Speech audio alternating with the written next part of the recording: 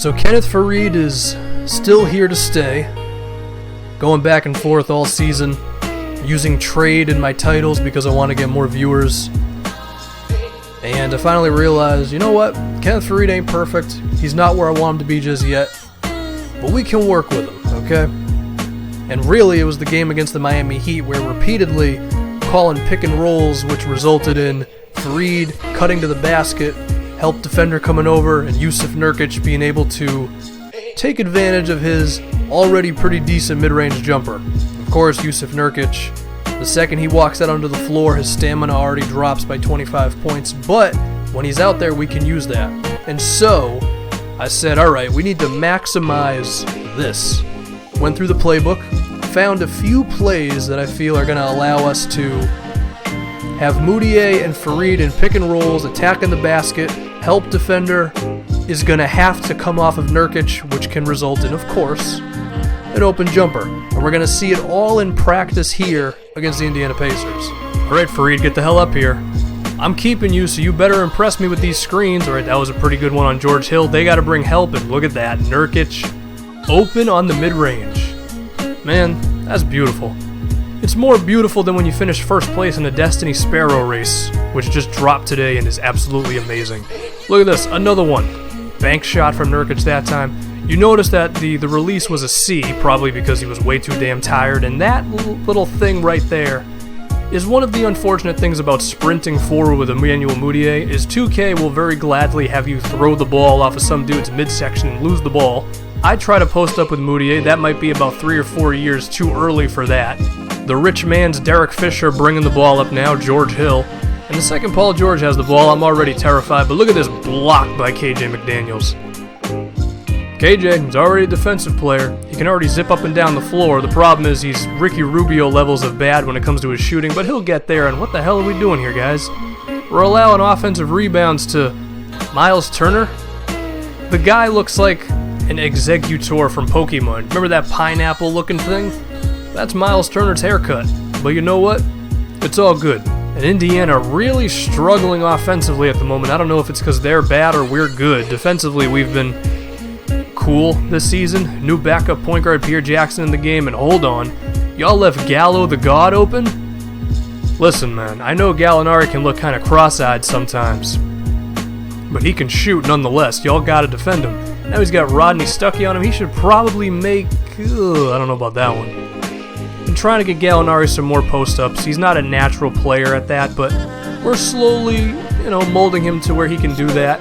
Rodney Stuckey trying to live his dream of being Michael Jordan. It didn't exactly work out for him. We're trying to fast break, but Indiana, given that they're a perimeter-oriented team, they can stop that, but they can't stop Pierre Jackson on that 3-ball. He's been really good for us ever since picking him up, man. He's done exactly what he can do in my team mode, which is just score. And Rodney Stuckey, who has one of the better releases in 2K based on that, he hits that one. Indiana's not going away. Second unit in the game. And we can't really use the same style when the bench is in. We can't have our power forward cut to the basket and then kick it off to someone like we can with the starters. But Terrell Arthur's still pretty decent offensively, and he's been good for us.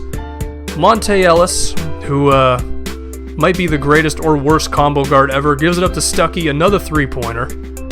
Indiana just won't go away, as you would expect. I mean, they're a good team. Mudiay back in the game now, and Terrell Arthur. A quality pickup for us. Not really a pickup, more of an addition because he was already on the team. And then I try to get a 3-pointer off of Justin Anderson. Yeah. He hasn't realized that he's a rookie yet. Eventually he might, and then perhaps Gallinari will end up starting. We don't defend Paul George. And then Monte Ellis, who's the weirdest player in the history of the NBA because he's a ball hog, but at the same time he averages like 6 assists a game. He messes up. Mudiay knocks down about 4 dudes, but he messes up as well. And to be honest, the way the game is looking right now, that's kind of where we want to flourish. Like, we can kill anybody when it comes to running up and down the floor. Well, maybe not everybody, but we can get to a point where we can. And so, once again, we got to go to the new strategy, and it really does work. I mean, Farid, he's really good at finishing inside, so they got to bring help defense. Nurkic can hit a mid-range. It's good. If only we can find a way to continue that onto the second unit, and holy God, Emmanuel Mudiay. sheesh. What more can you say about this dude? Running up and down the floor, missing free throws. It's the entire Moutier experience, and it's a great thing. Now y'all better stop Paul George. What kind of shot was that? I feel like Skip Bayless, but I'm like, why did you take a fadeaway, Paul George? You didn't need to do that. We don't have anybody who can block your shot. It's the harsh reality, but it's the truth. And this possession ain't looking too damn good, and Nurkic somehow throws it up. Maybe I had the difficulty on rookie, I don't know. Well, he made the shot regardless. Indiana's starting to trail this. Paul George has got to do something, and oh, you know what? Maybe we do have a little bit of rim protection. Kenneth Faried surprising me. And then Gallinari. The dunk, the foul. How are you going to let Gallinari dunk on you? That's just terrible. It's completely awful by Indiana. But in our first game, really embracing Kenneth Faried and not wanting him to leave, but also using this new style with him going into the rim, Nurkic on the side. It seems like we have something here. Even with all that, Gallinari still leads us in points because he's Gallinari. It was a good win.